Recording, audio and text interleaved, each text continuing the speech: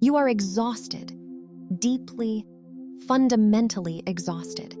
And it is not because you are doing too much. You are exhausted because you are trying to hold together a world that was never yours to hold.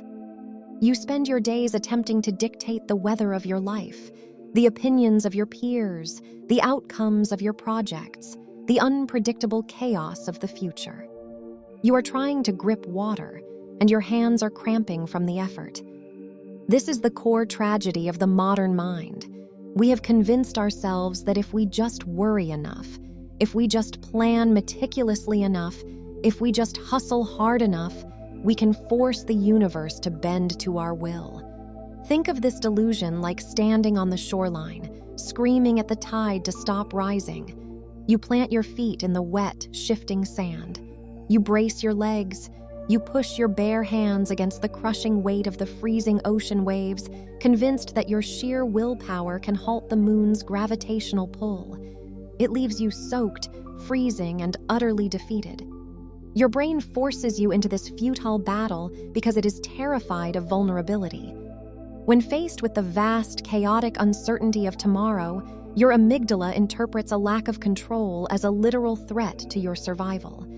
It floods your nervous system with cortisol and adrenaline, demanding that you fight an enemy that does not actually exist. Your biological alarm system is broken, trapping you in a chronic state of hyper-arousal, burning through your energy reserves until you are left hollowed out, staring at the ceiling at 3 a.m. Let us look at the anatomy of your exhaustion. Let us observe how this obsession with control infects 3 distinct areas of your daily life. First, your work. You spend an entire week crafting the perfect proposal, the perfect email, the perfect project. You hit send. And then, the waiting begins. You obsessively refresh your inbox. You stare at the agonizingly slow, blinking cursor. You analyze the silence, convincing yourself that their lack of immediate response means you have failed. This feels exactly like holding your breath underwater, sitting at the bottom of a dark pool waiting for someone on the surface to ring a bell, giving you permission to finally exhale. Your chest burns, your vision blurs, and panic sets in. Psychologically, you have tethered your dopamine system to external validation. You are experiencing intermittent variable reinforcement, the same psychological trap that keeps a gambler pulling the lever on a slot machine. You have surrendered your internal stability to the whims of an external entity, draining your neurochemical reserves and leaving you agitated, distracted, and profoundly empty. Second, your relationships. You constantly twist your words, modify your behavior, and suppress your actual thoughts to ensure that people like you. You carefully curate your image, terrified that one wrong sentence will lead to your social ruin. You want to control their perception of you. This is like being a sculptor trying to mold dry, powdery sand into a statue. You pack it together desperately with your bare, bleeding hands, but the moment the wind blows, the face you just carved disintegrates. You are exhausting yourself on a medium that is impossible to stabilize. From a biological standpoint, your brain is treating social rejection as a physical injury. To prevent this perceived pain, your prefrontal cortex goes into overdrive, constantly running complex social simulations. This creates a massive cognitive load. You are burning through your executive function just trying to manage a mask, which is why you feel so socially hungover and depleted after interacting with even a small group of people. Third, your own internal monologue. You lie in bed and replay an awkward conversation from 3 years ago. You dissect a mistake you made last month, wishing you could go back and rewrite the script. You are trying to control the past. This feels like being locked in a small, windowless concrete room.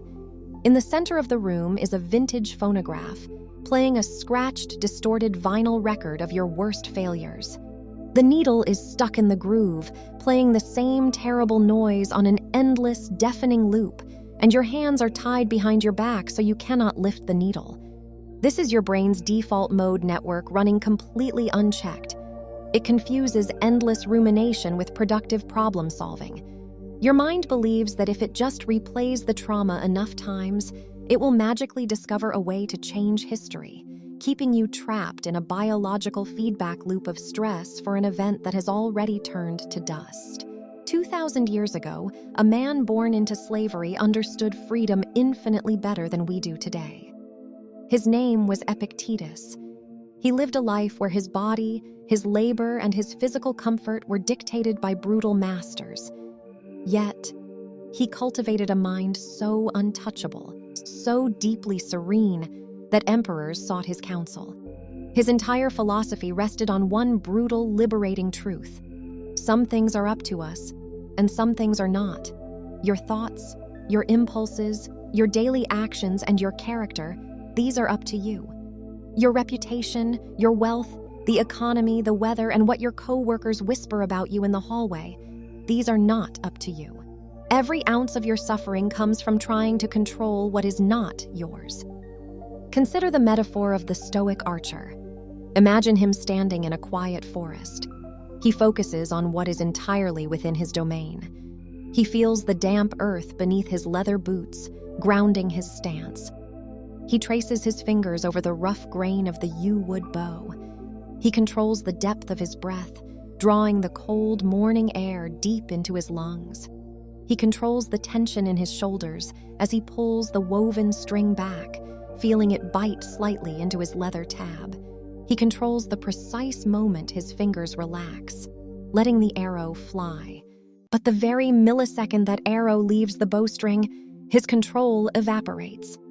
A sudden gust of wind could sweep through the pines and push the arrow off course. A startled deer could cross the path. The wooden shaft could simply splinter in midair. The archer knows this, and so he surrenders. He does not scream at the wind. He does not curse the sudden rain. He does not tie his self-worth to whether the arrow strikes the dead center of the target. He finds his peace in knowing he drew the bow with excellence. The outcome belongs to the universe. Modern hustle culture preaches the exact opposite. It tells you to dominate the wind. It tells you to manifest the bullseye. It screams that if you just wake up at 4 a.m. and grind hard enough, you can force the arrow to hit the mark every single time.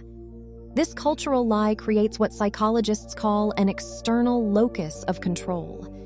It is a fragile, terrifying psychological state where you believe your safety, your happiness, and your worth are entirely dependent on forces outside of your physical body.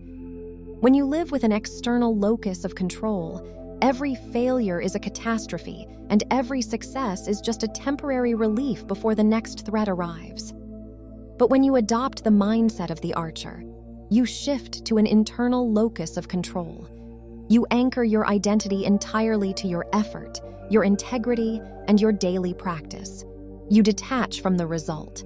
You do not lower your standards. You simply stop demanding that the universe owes you a specific outcome. You do the heavy, honest work, and then you step back, letting the chips fall where they may. This is the only true formula for peace of mind.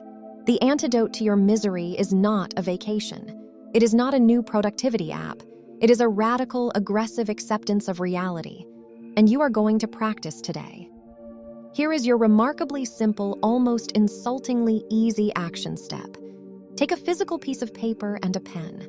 I want you to write down the single biggest stressor in your life right now, the one that wakes you up. Write it in a single ugly sentence.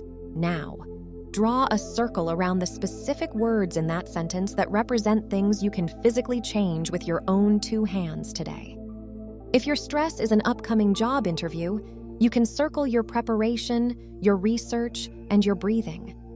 You cannot circle the mood of the interviewer. You cannot circle the qualifications of the other candidates. Your brain will fight this. Your brain will tell you this is a waste of time. Your ego will scream that giving up control is weakness, that if you stop worrying, everything will fall apart. This is cognitive dissonance. Your mind is addicted to the illusion of control, and it is experiencing withdrawal. Let it panic. Let it scream. Look at the paper. Focus only on the words inside the circle. Leave everything outside the circle to the wind. The arrow is already in the air.